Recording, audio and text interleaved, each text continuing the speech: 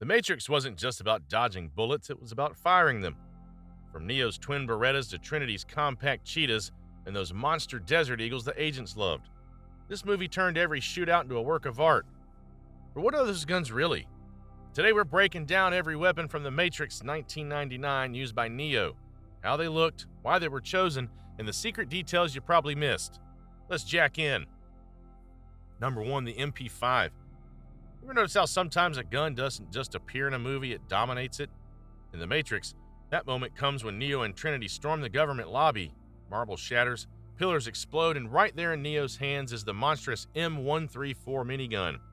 It's not just another prop, it's a statement. The minigun turns the scene from an action sequence into a full-blown cinematic apocalypse. The rotating barrels, the deafening whine as it spins up, and the stream of brass raining down. It's the sound of total rebellion against the system. On the screen, the M134 isn't a weapon, it's freedom with a trigger. Neo doesn't walk into that lobby like a soldier, he walks in like a god of war, and the minigun makes you believe it. That's how it works in the movie. Now, let's talk about what this beast actually is. The M134 Minigun is a 6-barrel rotary machine gun designed by General Electric in 1960. Despite the word mini, there's nothing small about it. It was built to fire 7.62 51mm NATO rounds at a staggering 3,000 to 6,000 rounds per minute. That's roughly 50 rounds every second, the kind of rate that turns cover into confetti.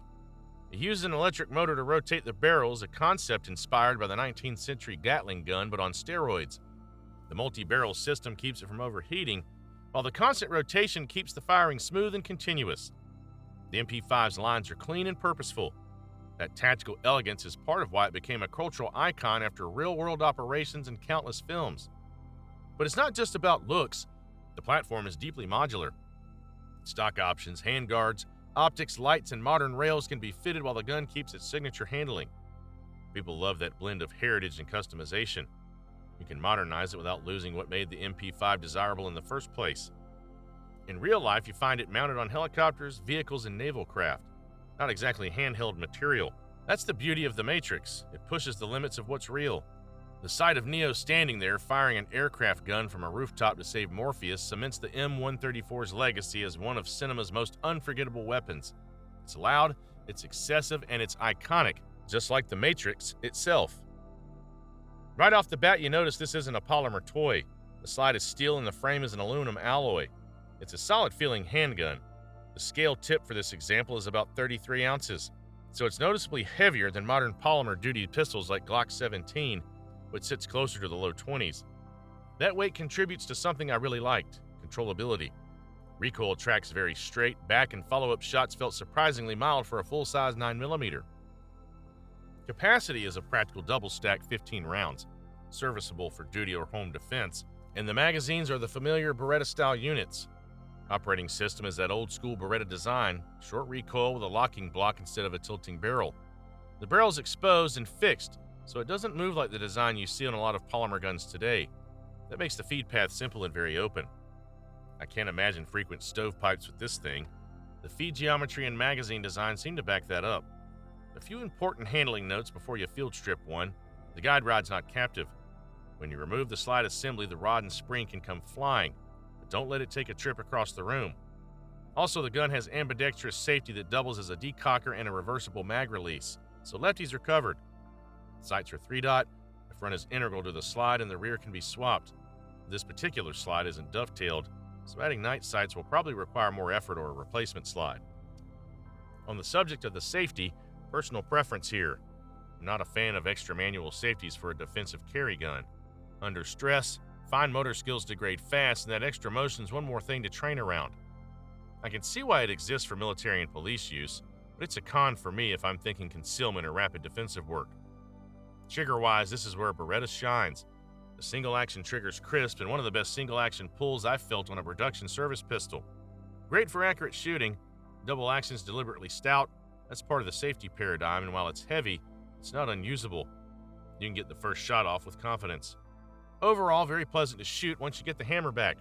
Grip ergonomics impressed me. Number 3, Micro Uzi. The Micro's tiny.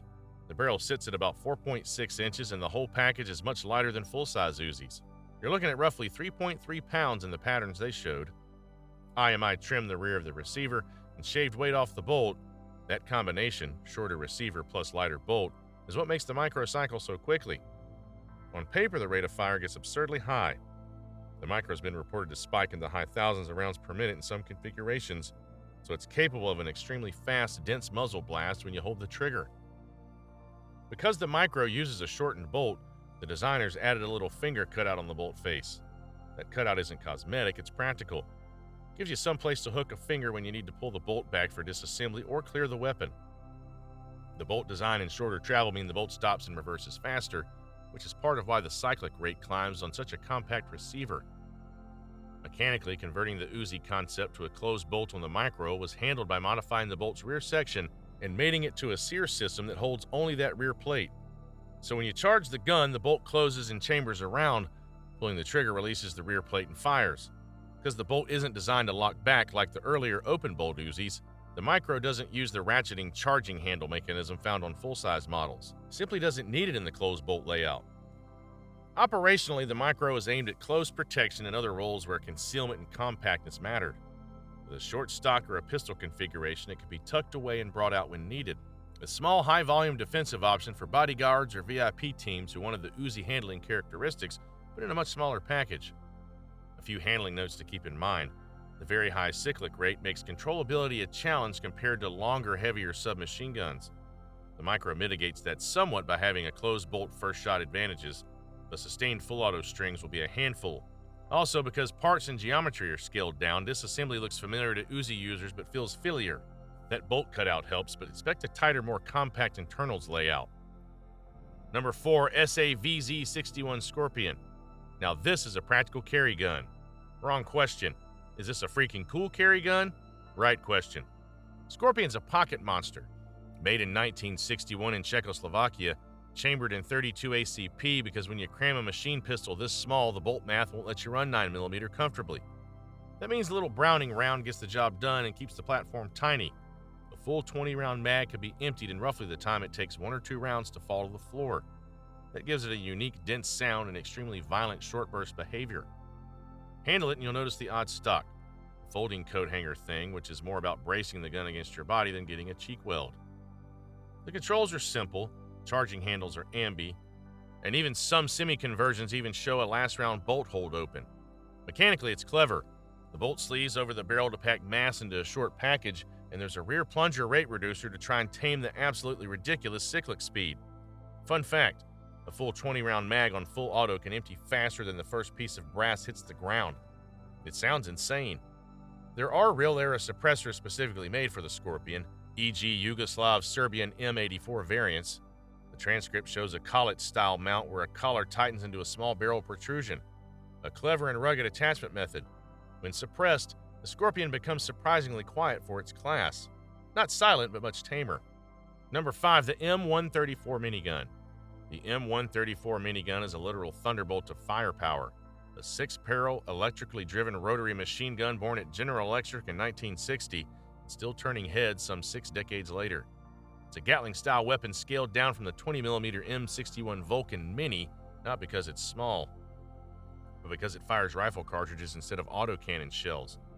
The rotating barrel cluster, driven by an electric or sometimes pneumatic hydraulic motor, lets the M134 deliver an astonishing volume of rounds while avoiding the overheating problems that plague single-barrel guns. Its heritage goes back to Richard Gatling's hand-crank design. Where Gatling managed a couple hundred rounds per minute, the M134 was designed for entirely different shot density. During Vietnam, the concept found a home on helicopters and gunships, and roughly 10,000 miniguns were procured to give aircraft the ability to lay down dense suppressive fire. Engineers later refined early wartime units, addressing continuous fire failures, and the result was the certified M134D, a markedly more reliable and battle-worthy iteration. Mechanically, the advantage is elegant. Multiple closed-bolt rifle barrels rotate through firing, extraction, and loading phases simultaneously, so each barrel only fires a fraction of the total cyclic rate. That lets the group sustain incredibly high rates while keeping individual barrel wear manageable. In the M134D configuration, you're looking at about 3,000 rounds per minute, roughly 50 rounds a second. And typical ammunition reserves are measured in thousands of rounds. That density of fire counters movement error and compresses the time between observed impacts. which is why the M134 excels at suppression out to practical ranges around 200 meters. Because the drive is external and the barrels share the load, the system behaves almost recoillessly compared with single-barrel heavy cyclic weapons. Barrel group life can be on the order of 100,000 rounds depending on firing schedule. System life exceeds 1 million rounds, and stoppages that do occur are usually serviceable in under a minute.